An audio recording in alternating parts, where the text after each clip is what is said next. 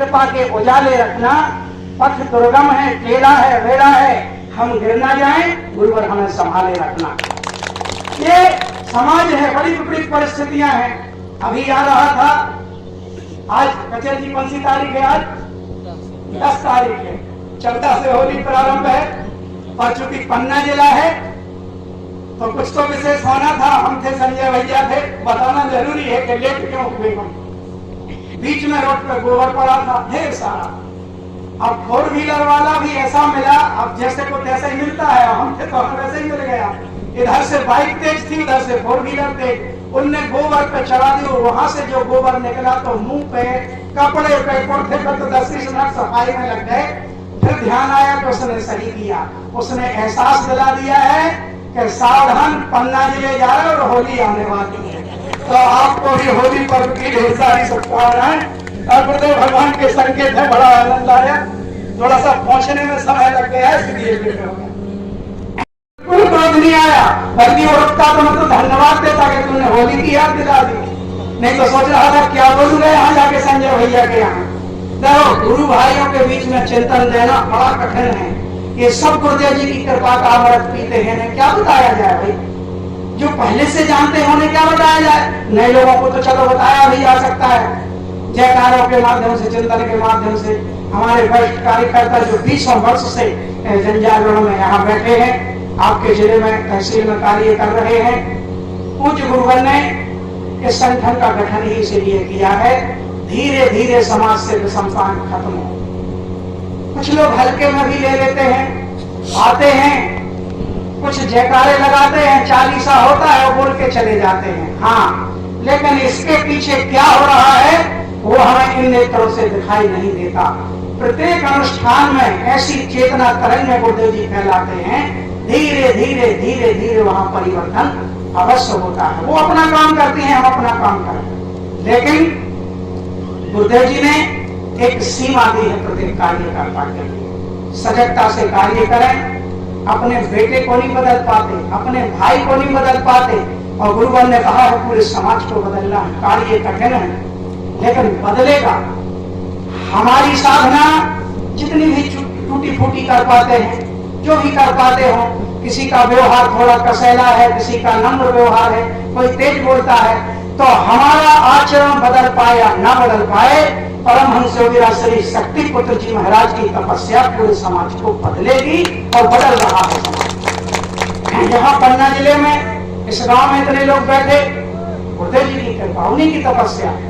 तो आए, माध्यम गुरुवर ने हमें बनाया है, और माध्यम बनाया है तो हमें कुछ सीमाएं भी दी हैं।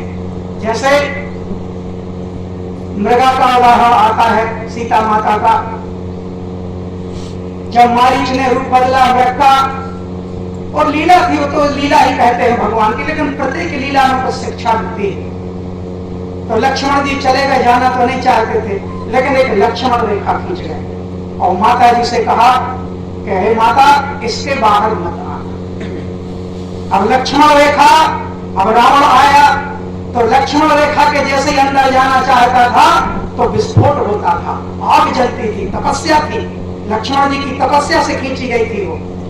तो रावण की सामर्थ्य नहीं थी कि रेखा के अंदर जाके सीता माता का हरण कर ले। सब जानते हैं, जब सीता माता बाहर आई तब रावण हर के ले गया। ऐसे ही गुरुवर ने भी एक लक्ष्मण रेखा अपनी तपस्या की खींच दी है कि माथे पे कुमकुम का तिलक, घर का पान, घर में माँ का ध्वज, ये लक्ष्मण रेखाएं हैं। और मर्यादा दे दी कि नशा मत करना, मांस मत खाना, चरित्र से मत भटकना, गौ माता की सेवा, धरती माता की सेवा, भारत माता की सेवा, अपनी माता की सेवा करना, किसी का अहित मत करना, और इस लक्ष्मण रेखा के भीतर रहना, तो दुनिया की कोई शक्ति तुम्हारा बाग बांका नहीं कर सकती। बस लक्ष्मण रेखा के बाहर, और जब भी प्रयास करोगे तो आग नहीं जलेगी, परेशानियां आएंगी। कुछ ना कुछ ऐसे वातावरण बदलेंगे कि तुम तनाव में रहोगे, परेशान रहोगे। बस लक्ष्मण रेखा के अंदर रह के कार्य करो, परिवर्तन हो रहा है, होगा, क्योंकि एक ऋषि चेतनावान जो ठान लेते हैं वो होता है।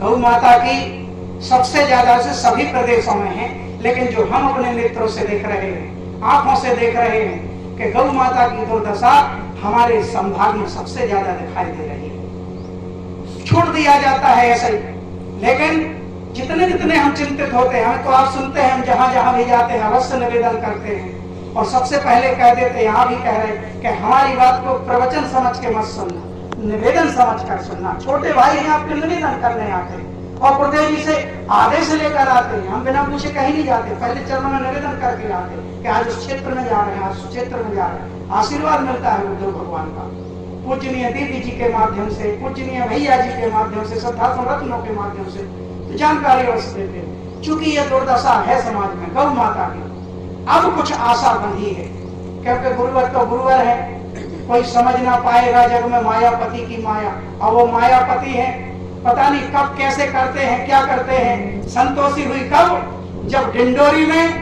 पशुपालन मंत्री माननीय लखन पटेल जी का आगमन हुआ, जो पशुपालन मंत्री है। हालांकि गुरुवर ने कहा है उसका नाम पशुपालन होने से गौ सेवा पालन होना चाहिए। तब कुछ आशा बंधी कि अब हमारे मध्य प्रदेश की भैया के साथ भी न्याय अवश्य होगा। ये गुरुदेव जी की चेतना तरंग है। देखो सभी राजनेता, मैंने कहा बुरे होते ही नहीं है, क्योंकि ये तो लड़ाई विचारधारा की है। उनमें भी कुछ संस्कारी लोग हैं, उनमें भी संस्कारवान हैं, जो खिंच के आएंगे, गुरुदेव जी की विचारधारा समझेंगे और अपना पूरा जीवन उसमें लगा देंगे। तो ये अपने दयालु गुरुदेव जी, कई लोग कहते हैं ना दलों के पीछे के इनकी फलाने से बुराई, कभी किसी अपनी दल से बुराई नहीं है, अपनी तो विचारधारा से बुराई है। अच्छे लोग निकल कर आए, गुरुदेव जी सहयोग करते हैं, कई क्षेत्रों में किया है सहयोग। कोई दबा नहीं सकता, क्योंकि ऋषि को कभी कोई दबा नहीं पाता। कुछ देखो गुरुओं की श्रेणियां होती हैं, शक्ति साधक में चर्चा करना जरूरी होती है। गुरु होते हैं, किसी ने मुझे हारमोनियम सिखा दी, वो मेरे गुरु हैं। किसी ने मुझे गामा गिनती सिखाई थी, वो मेरे गुरु हैं। जहां मिलते हैं हम सम्मान करते हैं, पैर पड़ते हैं। किसी ने ड्राइवरी सिखा दी, किसी ने मिस्त्रीगिरी सिखा दी, वो भी हमारे गुरु हैं।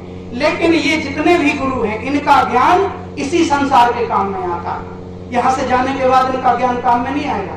मुझे ड्राइवरी सिखा दी, जब तक जिंदा हूं तभी तक ड्राइवरी करूंगा। और ये सदगुरु जो सदगुरुदेव भगवान हैं, ये अभी तो हैं, ये मरने के बाद भी इनसे संग हमारा छूटता नहीं। इतना अंतर होता है सदगुरु में। नहीं तो सुना है आपने, फूटी आंख विवेक की लखे ना संत असंत, जाके संग 10-20 है ताको नाम मान। वही मानते जिसके साथ 10-20 लगे हैं। चल रहा है चिलम, देखी तो होगी आपने। कहाँ गए थे? प्रयागराज। बोले क्या हुआ? बाबा जी मिले थे, दीक्षा ले ली, आनंद आ गया। क्यों?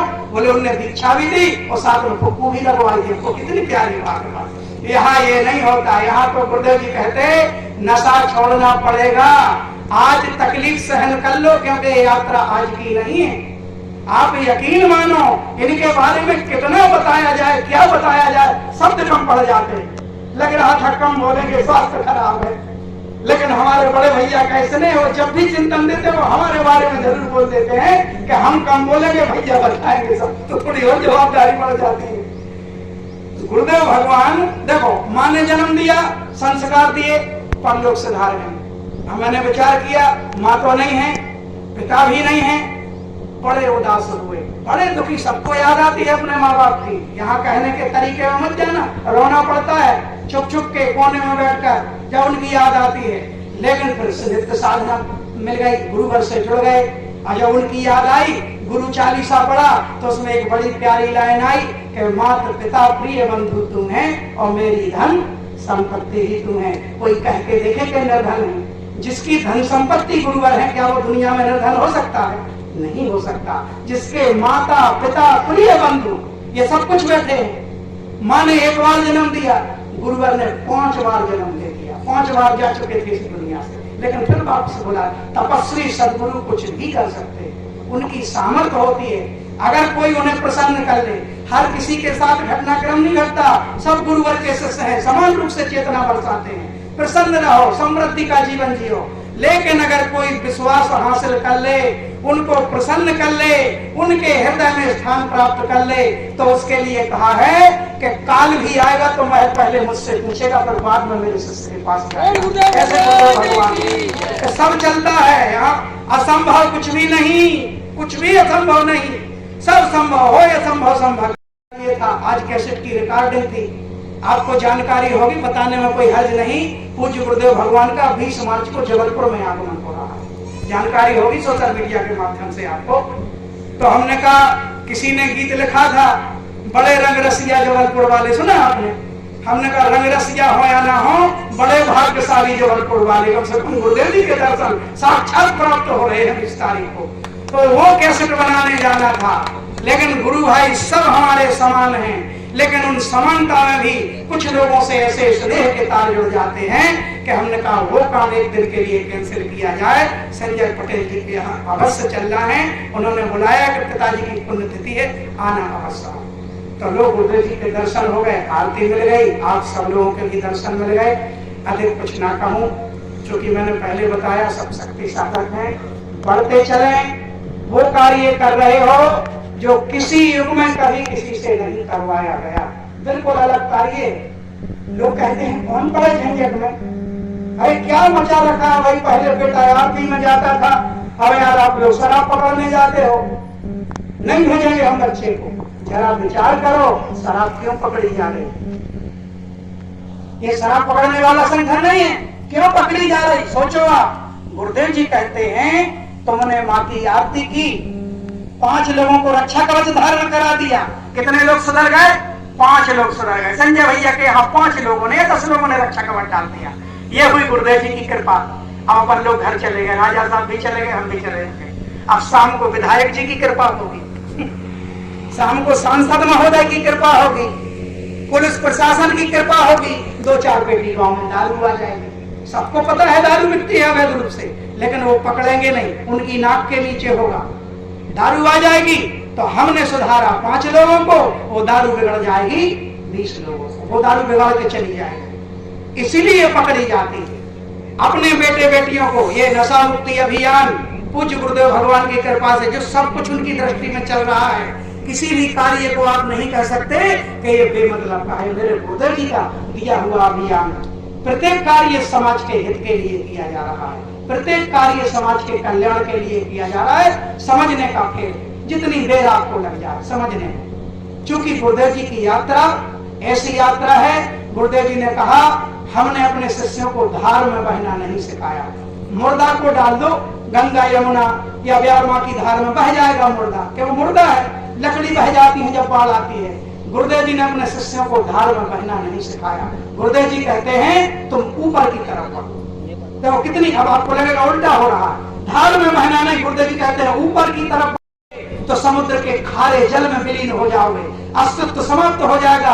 और ऊपर की तरफ बढ़ोगे तो संघर्ष होगा, परेशानी आएगी, लेकिन जब बढ़ते रहोगे तो एक दिन पता चल जाएगा कि ये नदी निकली कहां से। इसका अर्थ समझो आप, ये बहुत बड़ी बातें हैं। ये नदियां दी गई हैं, ये तीनों धाराएं क्या हैं? ये गंगा यमुना सरस्वती, 3 धाराएं। अभी संजय भैया ने विस्तार से बताया। इन तीनों धाराओं में बह जाओ, फिर कहां पहुंचोगे पता है? माँ की ममता के सागर में। ये तीनों धाराएं माँ की ममता के सागर में मिली हैं, वहां पहुंच जाओगे। और वहां पहुंच गए तो एक क्षण का आनंद गुरुवर ने कहा है, सारी दुनिया तुमने जी ली यश करते हुए, वो सब तुच्छ लगेगा। एक क्षण तुमको अगर वो ममता का सागर की एक बूंद प्राप्त हो गई, उनकी एक झलक प्राप्त हो गई, ये वाली झलक नहीं जो भी नवरात्रि आएंगी तो पंडा को साँटें लगेंगी, ओछा जय बोल करके, ये नहीं, ये परंपरा अलग है। वो तो जब व्यक्ति उछलता नहीं है, नचता नहीं है, ठुमके नहीं लगाता, जब माँ की झलक प्राप्त होती है तो व्यक्ति का ध्यान लग जाता है। तुम उसे चेटिया भी दोगे ना, तुम धक्का भी दोगे तो उसको एहसास नहीं होगा, क्योंकि उसका तो ध्यान लगा। आप भी घर में ध्यान लगाते होंगे, ऐसी स्थिति सबकी बनती है। कभी कभी घंटों हो जाते हैं, पता ही नहीं चलता। अरे यार 40 में जाना था तो आधा घंटा हो गया, जब जरा सा ध्यान लग जाता है पता ही नहीं चलता समय का। उसी ध्यान की बात, उसी माँ के ममता की सागर की बात। तो आए उन बूंदों को 5 सभी पा रहे हैं, अपनी अपनी स्थितियां प्राप्त करते जाएं। गुरुदेव जी की नजर सब पर है। गुरुदेव जी की नजर चेतना की नजर होती है, इन आंखों से नहीं, वो चेतना की दृष्टि होती है। और एक और बड़ा सौभाग्य हमें प्राप्त हो रहा है, 40 का बता दिया संजय भैया ने। नेपाल में जो शिविर है, मत चुको, कुछ अपना भी लग जाए उसमें होगा।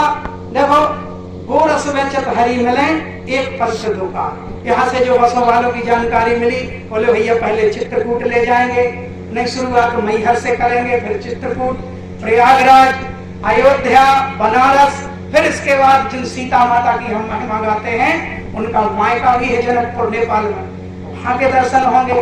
काठमांडू में पशुपतिनाथ जी के मंदिर होंगे। इस तरह से ये यात्रा बड़ी आनंदमय यात्रा होगी। और चूंकि हमारा लक्ष्य तो गुरुवर का है, हम तो सही मानते हैं उस व्यक्ति को कि भैया किसी के पास खर्च नहीं है अयोध्या जाने के लिए, बनारस जाने के लिए या प्रयागराज, कई बातें होती हैं समाज में, कई तरह के लोग हैं। तो किसी ने बड़ा प्यारा लिख दिया, राजू भाई आप तो सुनते हैं कि हे गुरुवर मैं कहीं नहीं पहुंच पाया, या लंगड़ा हूं, अंधा हूं, बोलते नहीं बनता, ऐसे भी लोग हैं, वो कैसे जाएंगे?